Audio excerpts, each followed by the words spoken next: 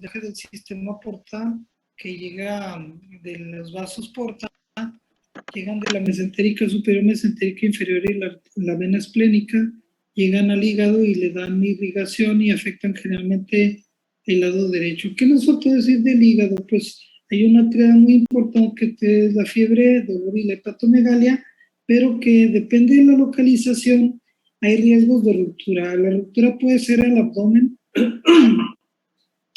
o sea, cuando el absceso está muy bajo. La ruptura puede ser al pulmón, donde haces una ruptura a tu tejido pleural y de ahí se comunica muy fácil al pulmón y a veces al pericardio, lo cual es muy peligroso. Los abscesos hepáticos generalmente cuando son a nivel del lado izquierdo, cuando son en el lóbulo izquierdo hay riesgo de pericardio y entonces esas son indicaciones quirúrgicas. Otras indicaciones cuando son más de 10 centímetros de diámetro, generalmente es cuando se hacen los drenajes. ¿Está bien? Entonces la amibiasis es una enfermedad de la pobreza en realidad y tenemos algunas enfermedades por amiba que pueden ser llegar más allá del hígado, a miocardio, a cerebro, donde tienen un comportamiento muy, muy feo. También algún día van a escuchar un concepto que se llama amibas de vida libre. En las amibas de vida libre son unas que se pescan cuando uno anda nadando en lagunas, y esas amibas de vida libre son tremendas. Esas amibas, Balamutia mandrilaris y Acantamueva, llegan al cerebro y generalmente, pues, de los casos que ha habido, ninguno se salva. Entonces, hoy vamos a ver un tema que lo deben conocer, se llama enfermedad por Clostridio difficile. Esta prueba, no les dije yo que la estudiaran, pero se los voy a pasar yo.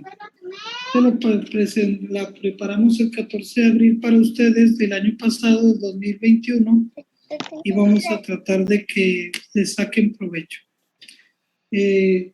No los puse a estudiar, no les dije, la verdad me llené de pacientes esta vez, pero esto casi nadie lo ve, pero hoy yo se los voy a comentar. La diarrea por Clostridio difficile es una diarrea que se presenta generalmente en pacientes que reciben gran número de antibióticos. Entonces la diarrea por Clostridio, lo vamos a ver, vamos a tratar de ver eso. Miren, como para leer, los casos de diarrea asociados con antibióticos fueron aparentes en 1973 con la publicación en Lancet de una serie de casos. Esto lo habla Bartlett, en Lancet, que es una revista buenísima. Serie de 8 casos de Nueva Zelanda con 3 muertes, ¿sí?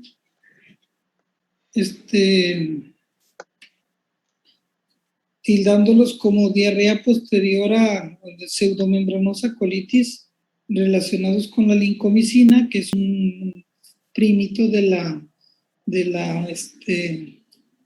clindamicina, la clindamicina es un polieno. Entonces, el curso patológico de la enfermedad fue según una severa inflamación con eosin, pseudomembranas, con afectación del intestino grueso, pero respetaba al intestino delgado. En el artículo de Lancet y la aparición de similares casos en el Centro Médico Tufts de Nueva Inglaterra en 1975, y la gente se movilizó para el equipo para atacar el problema de la diarrea asociada a antibióticos y la colitis con formación de pseudomembranas. El equipo fue liderado por John Bartlett en la Universidad de Tufts, Escuela de Medicina, y su afiliado de veteranos, Hospital de Veteranos, por estas personas, Nancy Taylor, T.J. Underwood y ellos. como yo visité las primeras historias del descubrimiento del Clostridio difícil y su papel en los misterios aún no revelados subsecuentes de la producción de toxina, la asociación con los antibióticos, los diagnósticos por laboratorio, las recurrencias y las terapias, el papel predominante de John Bartlett emergió aquí desde 1973. Ahorita van a conocer a John Bartlett, es para mí uno de los grandes que tristemente falleció este año. En él se inspiraron para hacer el Doctor House. Le echan la culpa a otro. Ustedes ven en Wikipedia y dicen que es un doctor que están inspirados en él, pero no. John Bartlett en el John Hopkins fue el inspirador de lo que dicen el Doctor House, que es una magnificación falsa, porque John Bartlett es primero una dama, es una persona muy sencilla. Ya todo el Doctor House es una película, ¿no? Y entonces, un verdadero innovador, para 1989 ha llevado ya, conducido todos los aspectos de esta enfermedad, algunos de los cuales siguen persistiendo hasta la actualidad, ya que el Clostridioides difficile ha emergido como la principal causa de infecciones asociadas a hospital. Quiero comentarles pues que la diarrea por Clostridio difficile, anótenla. Es una diarrea que se presenta por el uso de antibióticos, pero no solo de ellos, sino por factores que modifican la biota intestinal. Entonces, Clostridio difficile, vamos a empezar a tratar de disfrutarlo hoy. Entonces, las contribuciones, este artículo fue tomado, esto que les narré fue de contribuciones de John Bartlett al desarrollo de la diarrea por Clostridio difficile. Hoy, desde hace como unos 2 años, se le llama Clostridioides difficile. Clostridioides difficile. ¿Está bien? Ya no es Clostridium difficile, nomás para actualizarse, ¿sí? Él es John Bartlett. Cuando íbamos a las reuniones mundiales de infectología, cuando el doctor John Bartlett daba una sesión, todos los maestros, Master Todd, de Luna, Carnacho Cabrera, todos Jordi Relo, los mejores del mundo suspendían su clase. No, ni madre, yo no quiero dar sesión cuando esté John Bartlett dando sesión. Entonces, las magistrales de esos auditores grandísimos de 2 cuadras así, llenos de sillas, eran ocupados por todos, adelante todos los que son ponentes, y atrás toda la borrada de nosotros, pero todos, John Bartlett tenía la característica de darte lo más complicado, hacerte lo hermoso y sencillo en la infectología, un pionero que tristemente ya está con Dios seguramente. A los que crean en Dios, claro, los que no crean en Dios, no. Pero bueno, entonces es para que lo conozcan. Entonces van a conocer un poco de la microbiología. Es un patógeno obligado anaerobio que forma esporas. Es un bacilo gram positivo. Produce 2 citotoxinas, la citotoxina A y la toxina B, que se unen y destruyen a las células del huésped. Sí, se produce una necrosis de la pared que conduce a una inflamación aguda, y esa inflamación es en realidad la Clostridioides difficile, es una enfermedad de pacientes hospitalizados, aunque hoy también ya hay comunitario, porque estamos usando mucho antibiótico en la comunidad. Los factores incluyen uso de amplio espectro de antibióticos. Al usar amplio espectro de antibióticos barres la biota intestinal, y entonces si hay un bicho que resiste a muchos antibióticos, es Clostridioides difficile. Entonces reduce la flora normal que compite por los sitios de unión. Les decía yo que nuestra biota tiene nichos, y como cascarón de huevo, donde va un huevito en cada nicho, así. Entonces trae como consecuencia que ustedes, al reducir a mucha biota, esos sitios donde estaba esa biota es ocupada por Clostridium difficile. Entonces, como regla, es una enfermedad donde hay por competencia una sobrecolonización por especies de Clostridioides difficile. Si yo, por ejemplo, ahorita les hiciera un estudio de popó a todos ustedes, en todos he puesto Clostridioides difficile, a todos, yo mismo, todos. El punto es que debe haber en concentraciones muy bajas. Entonces, antibióticos de amplio espectro, sobre todo que reducen a muchos anaerobios y que afectan al colon, si se acuerdan ustedes de la flora intestinal predominante en colon son anaerobios.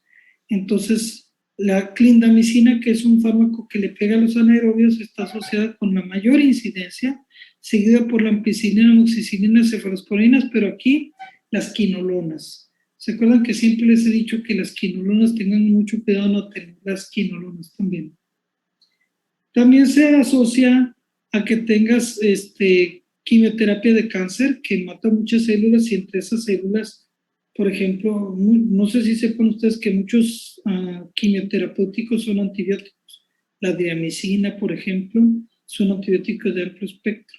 Se usa mucho en algunos tipos de cáncer, en leucemias, etc. Entonces, la L-asparaginasa, etcétera. Entonces, las quimioterapias, los enemas de intestino que borran la flora intestinal o las alimentaciones enterales, también a veces en pacientes viejitos con cirugía gastrointestinal reciente o cuando te lo pasan de un hospital a otro, ¿sí? Porque no te lavas las manos y además cuando se lavan las manos en un paciente que tiene clostridioides, como es porque producen una espora, las esporas son resistentes al alcohol gel, entonces ahí los lavados deben ser tanto con jabón como con alcohol gel, pero sobre todo con jabón. Entonces, hay factores donde vienen, pues este es un proceso que lleva de Clostridio difficile, infección, que pueden ser, pasan por el estómago, resisten el ácido gástrico, las esporas, pasan al intestino delgado, llegan al intestino grueso, donde hay muchos factores que le permiten al clostridio replicarse y empezar a hacer productos de daño a la mucosa intestinal. Entonces, los síntomas no se correlacionan con los niveles de toxina. En las toxinas, la toxina A es de unión y la toxina B es de citotóxica, pero generalmente se hacen determinaciones de ambas toxinas para hacer el diagnóstico. ¿Cómo la enfermedad se puede clasificar en leve a moderada o severa? Según el número de evacuaciones que tengas y los cambios que tengas en el paciente. Los que tienen enfermedades leves a moderadas tienen diarrea acuosa con calambres abdominales tipo calambre, con dolor tipo cólico, y que es muy típico, fiebre de bajo grado y leucocitosis de 12,000 por ahí. Los pacientes con colitis tienen los mismos síntomas, pero las pseudomembranas son vistas pero las pseudomembranas son vistas en la colonoscopía. Ahorita les voy a enseñar una pseudomembrana. Y la enfermedad severa, cuando pega muy fuerte, tiene altas tasas de letalidad con diarrea o constipación, porque a veces está tan dañado el intestino que ni se puede mover. Entonces ustedes, en vez de tener diarrea, a veces tienen una persona que no se le mueve el intestino, lo cual se le llama íleo. Entonces, cuando ustedes hacen una tomografía, pueden revelar un megacolon tóxico, que es un intestino que mide más de 7 centímetros de diámetro, con dilatación, 7 centímetros, con niveles de líquido, aire líquido, niveles hidroaéreos se le llama, con una pared intestinal engrosada y le dicen huella digital con thumbprinting, unas imágenes en huella digital. Hay muchas formas de ver esto. Cuando están severos, los pacientes tienen leucocitosis de 25,000 a 35,000. Hay acidosis láctica, o sea, el paciente está vasodilatado, está intoxicado, y entonces tú tienes elevaciones del ácido láctico. y que te indica que probablemente tu paciente se puede perforar y tiene tasas altas de mortalidad porque se perfora el intestino y haces una sepsis peritoneal, una peritonitis. El diagnóstico de estos casos, en el 50% de los casos, los polimorfonucleares están encontrados en la muestra, se hacen enzimas para esas toxinas A y B, y es la prueba preferida sobre la popó floja. Mandas una popó aguadita, muy aguada. De hecho, hay una prueba que se llama, anótenla, de brechet. Cuando hagan de cuenta que hacen una brecha, pero se llama una brechet. Y esa prueba es una prueba de laboratorio que a ustedes, si estuvieran en un laboratorio de Estados Unidos, rápido la conocen allá. Ustedes van con la popó del paciente y te dice la señorita, esta popó es la llevas la popó en un vasito, nada que en el pañal, no. La llevas en el vasito la popó, que no tenga orina. Dicen, ¿tiene orina o no? Tú le dices, no, es la pura popó. Ok, captaste la popó, la llevas. Y desde ahí la chava te dice, ¿sí te hago la prueba o no? ¿Por qué? Si, por ejemplo, ustedes le llevan una popó y la muchacha ve la consistencia y ustedes, les voy a decir para que lo entiendan, ponen un palillo de dientes sobre la popó y el palillo de dientes se mantiene así firme, hagan de cuenta que esta es la popó, mi mano, y pongo el palillo de dientes y el palillo de dientes se queda sostenido, la señorita del laboratorio me dice, llévese su muestra, ese paciente no tiene Clostridium difficile. Con una certeza no del 95%. La diarrea de estos pacientes es pura agua. Entonces usted pone un palillo de dientes y el palillo pum, se cae en la popó. Entonces se llama prueba de Brechet. Anótenla, Brechet, por favor. Entonces hay unas pruebas donde tú también puedes hacer cultivos celulares y ves la toxicidad, le metes la toxina Clostridio de la popó a tus cultivos celulares y ves cómo está dañada y la célula se muere, pero tarda varios días, no se usa, es carísimo, te requieres hacer cultivos. La endoscopía es usualmente no requerida porque hay riesgos de perforación, pero a veces lo tienes que hacer. Entonces, diarrea sintomática, 3 o más evacuaciones no formadas en 24 horas, más uno de los siguientes, prueba positiva de toxina A y o B en excesos, organismos aislados productores de toxina por PCR, pero que sean productores del gen de la toxina, o que tengas una colitis pseudomembranosa, porque a veces los pacientes hacen popó, llegan de cuenta el chorizo, está saliendo la popó con una envoltura como si fuera chorizo. Entonces es una colitis pseudomembrana, eso es una pseudomembrana. Entonces les decía yo, diarrea por clindamicina, se le conoció así John Bartlett en la historia de este artículo que presenta, producción de toxinas A y B, efecto citopático, el tratamiento es metronidazol, vancomicina, enfermedad altamente recurrente. 66% está asociada a cuidados hospitalarios, ya hay también en la comunidad, más vulnerables en personas mayores de 65 años. Hay unos ribotipos, el ribotipo 027 y el ribotipo 078, desde el 2005 conocidos con la cepa, con el NA, ahorita de campos pulsados. Entonces, la severidad aumenta con la enfermedad, con la edad. A mayor edad aumenta, pero también los recién nacidos es peligrosísimo. Entonces, ¿cuáles son los factores de riesgo? Este es del UpToDate de hace un año, menos de un año.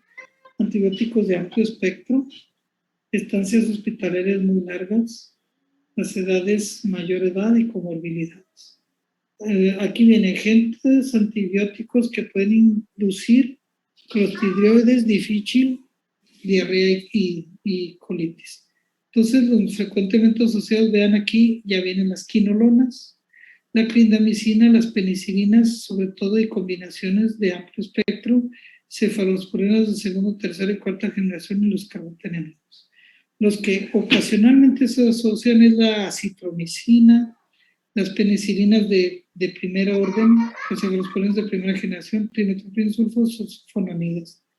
Y las raramente asociadas son los aminoglucósidos, como la genta, la tetraciclina, porque no tiene actividad sobre anaerobios. El clorfenicol, que ya casi no se usa, el metronidazol es tratamiento y la vancomicina son tratamientos, ¿sí? Para la diarrea por clostridioides, ¿sí? Entonces, nosotros tenemos, si vamos a tener una diarrea por clostridium, o vamos a tener un paciente que ingresa al hospital, debemos estar bien abusadillos de que estos pacientes, en muchos lugares, en países adelantados, por decirlo así, cuando entra el paciente y se sabe que se le va a dar quimios tremendas, le dice, por favor, haz popó, hacen popó la gente, guardan la popó, y esa popó de un donador, hoy se sabe que el paciente mismo puede donar su popó cuando no está enferma, donan la popó, la congelan, se llama banco de popó o banco de heces. Entonces, a veces las personas se someten a fármacos, a algunas dietas o algunos metabolitos del microbioma que traen como consecuencia que tengas una diarrea por clostridio. Entonces, en la patogénesis, la terapia antibiótica altera la microbiota colónica, sobreexposición de clostridioides difícil y colonización, liberación de las toxinas. Cuando empiezan a producir las toxinas, la enterotoxina es la de adherencia y la de daño es la B, la citotoxina, daño a mucosa y a la inflamación. Entonces, el amplio espectro de enfermedad es portador asintomático, diarrea leve, colitis pseudomembranosa, megacolon tóxico y muerte. Entonces, el megacolon tóxico tiene una letalidad del 3 al 8%. Entonces, ¿cómo son? Generalmente son diarreas de gran volumen, acuosas, con urgencia, incontinencia, dolor tipo cólico. Tiene un olor característico por una glucoproteína, se llama P-cresol. Anótenlo, por favor. Tienen fiebre de bajo grado estos pacientes y leucocitosis.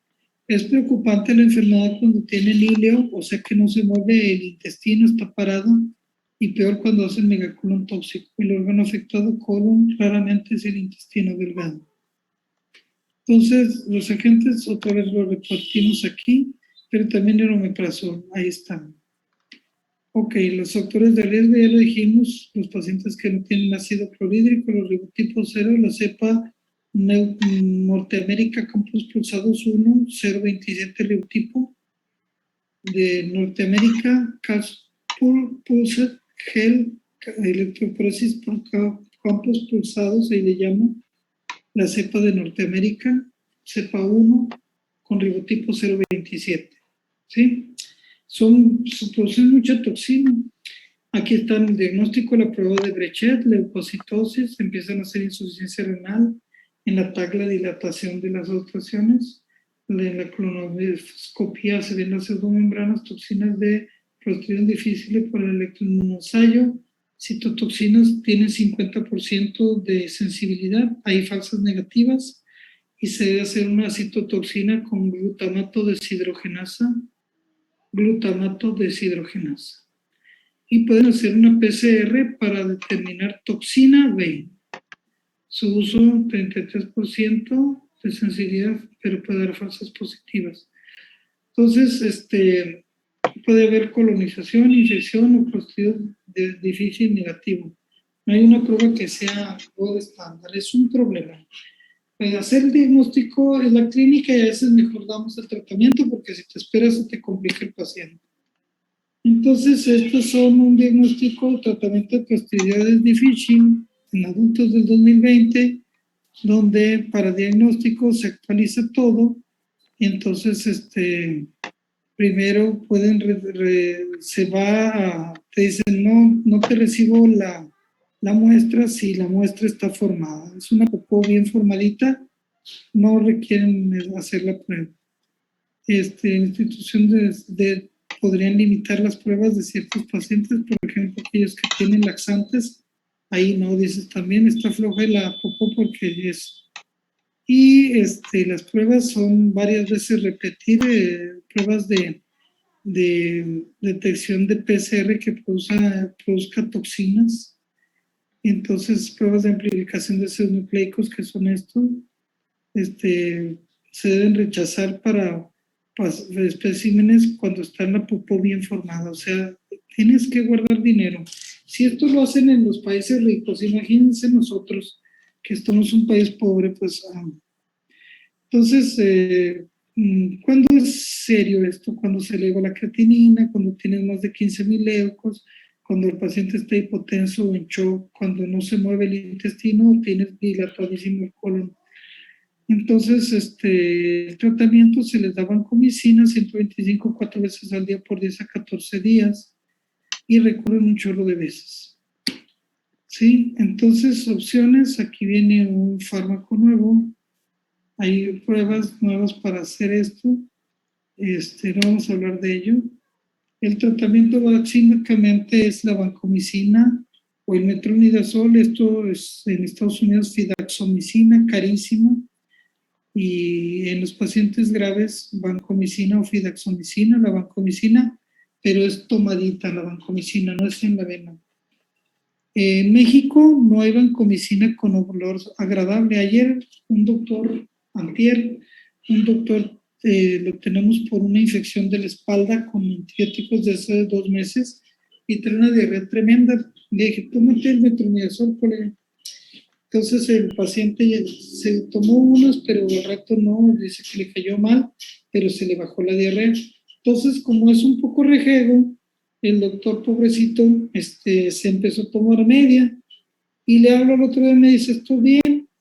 A los días, recientemente les digo, el sábado me habla y dice, no, carnal, ya me voy a morir y que no sé qué. Y para nada, le pusimos tratamiento con vancomicina y ya está como si nada. Entonces, lo malo es que va a recurrir y tengo que avisarle eso porque el doctor es muy desesperado. ¿En quiénes se hace cirugía? En los mayores de 70 años con leucocitosis más de 15,000 que persisten así, con creatinina alta y albumina menos de 3, que siguen mal con diarrea, distensión abdominal, dolor abdominal o colon tóxico. Hace poquito vi a una muchacha de unos 30 años con una diarrea. Muchachos, me dio mucho coraje que los cirujanos rápidamente la metieron a hacer megacolon tóxico, eso ya no se usa. Hacer una cirugía de quitar el colon, hoy se hace una colostomía, se abre, se le da fuga al material inflamatorio del clostridio y con eso les va muy bien.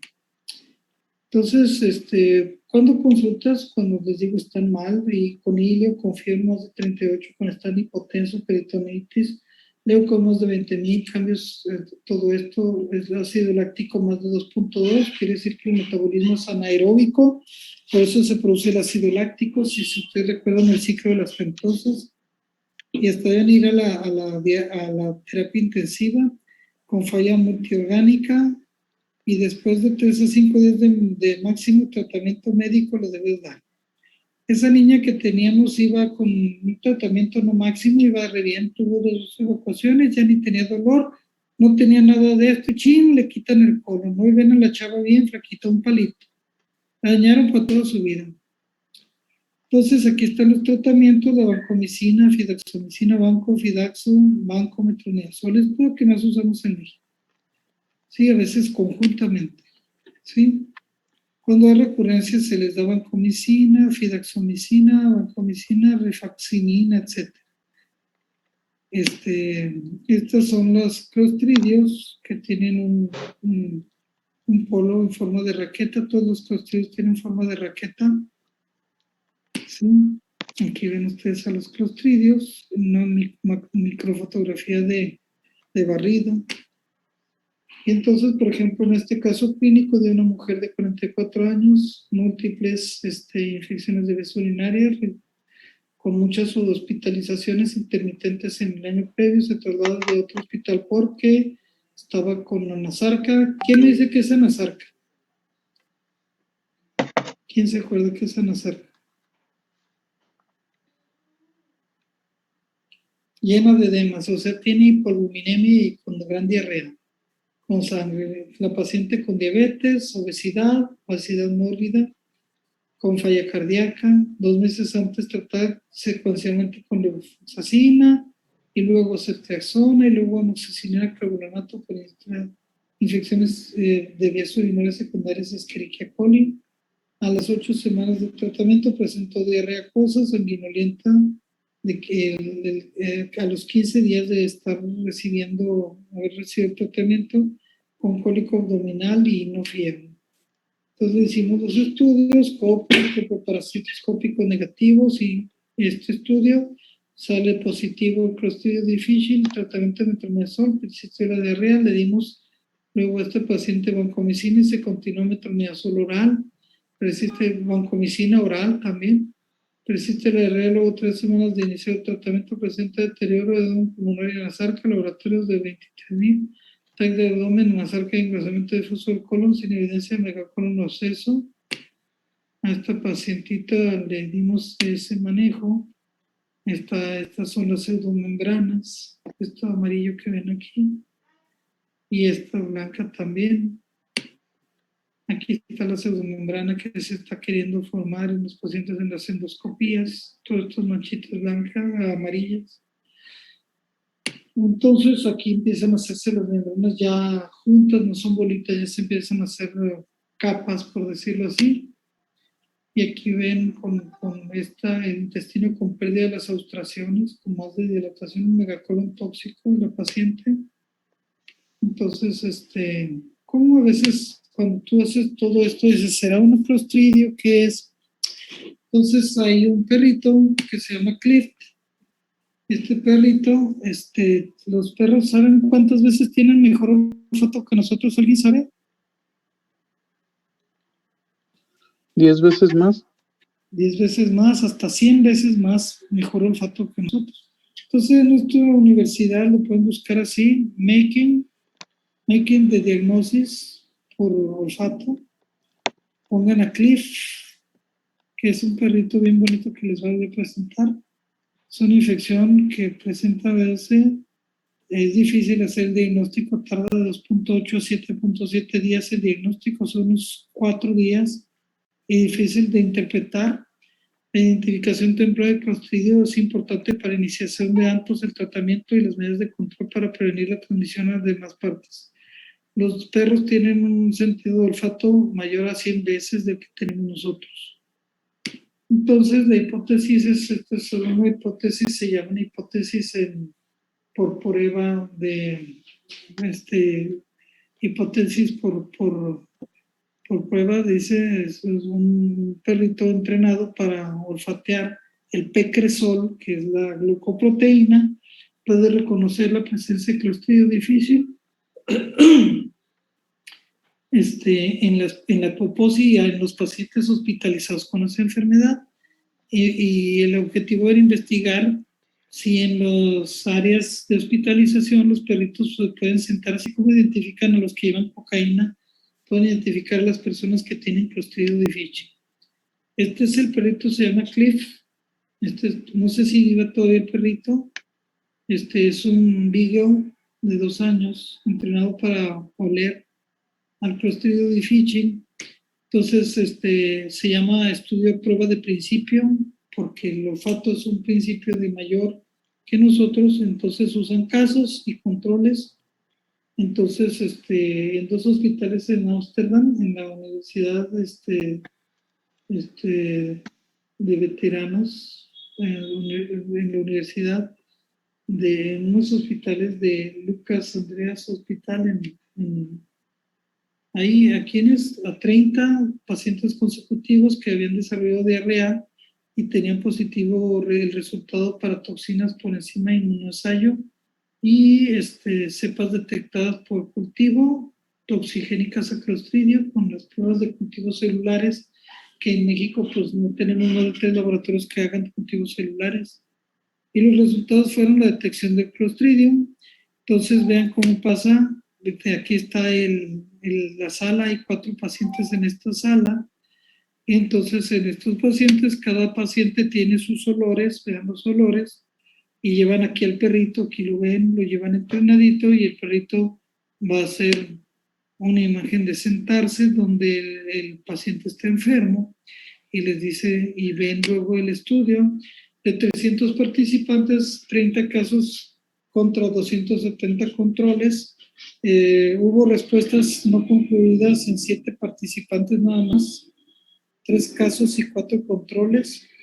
El análisis básico que interpretó el perrito identificó a 25 o 30 casos, o sea, para una sensibilidad del 83% con un intervalo de confianza del 65 al 94% y controles de 26, de 230 de especificidad del 98%. En conclusión, las respuestas no concluyentes fueron consideradas como pruebas positivas en un segundo análisis y los pacientes se identificaron correctamente a 28 casos en un segundo análisis, aumentando la sensibilidad al 93%. Entonces, las conclusiones es una prueba de estudio, prueba de principio, donde el perrito les permite oler. Se huele también el cáncer de colon, el cáncer de próstata, etc. Entonces, bueno, cuando batallen, usen un perrito. Entonces, las pruebas que es una enfermedad porque producimos nosotros, es una enfermedad por el mal uso de antibióticos. Trasplante fecal, algunos pacientes les pones el acopo que dejaron ahí, se les pones por una sonda nasoyeyunal y se las licúas y les pones su popó y se alivian muchos pacientes. Entonces pueden buscar estos mailing de diagnóstico. Espero que les haya agradado. Ahorita les mando qué prueba vamos a ver el día de mañana. Yo creo que ya vamos a empezar la clase. Ya se pasó. Muchas gracias, muchachos. ¿Sí?